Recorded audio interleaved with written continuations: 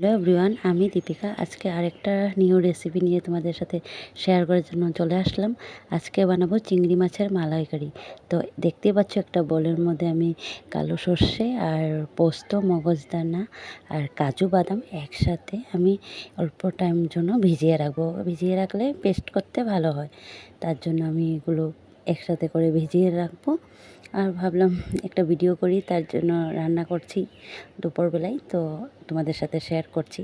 তারপর এদিকে চিংড়ি মাছগুলো আমি নুন হলুদ মেখে আমি ভেজে নেব। আর এদিকে পেস্ট করার জন্য কাঁচা লঙ্কা আর সেগুলো আমি ভিজিয়ে রেখেছিলাম, এগুলো দিয়ে টমেটো দিয়ে আমি পেস্ট করে নিব পেস্টটা। তারপরে আমি কড়াই এদিকে গরম হয়ে গেছে, তারপরে আমি চিংড়ি মাছগুলো দিয়ে দেব এক এক করে।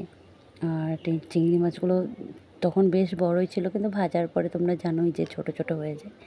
তো আমি বেশি একটা চিংড়ি মাছ খাই না। আর তারপরে এই যে দেখো আমার এদিকে পেস্টটা হয়ে গেছে, আর আমি একটু সামান্য টক দইও দেবো, তো আমি ফেটে নিয়েছি একটু টক দই।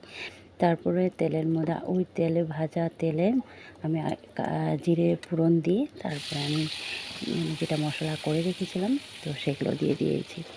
আর করার পরে আমি বাকি আরও যেগুলো মশলা ছিল, হলুদ, জিরার গুঁড়া, মানে মরিচের গুঁড়া আর টক দইটা দিয়ে আর সামান্য একটু চিনি দিয়ে দিয়েছিলাম।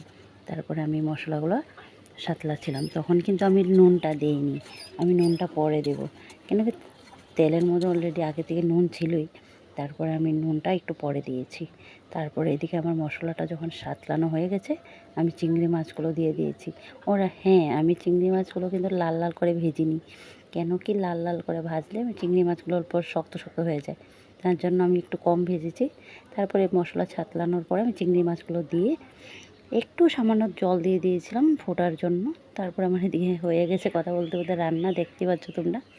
আর আমার রেসিপিটা কেমন হয়েছে তোমরা একটু প্লিজ কমেন্ট করে জানিও। আর তোমরা আমার এই ভিডিওটা দেখছো, তার জন্য আমার খুব ভালো লাগছে। তারপরে বলো আমার কেমন হয়েছে তরকারিটা। বাই সবাইকে।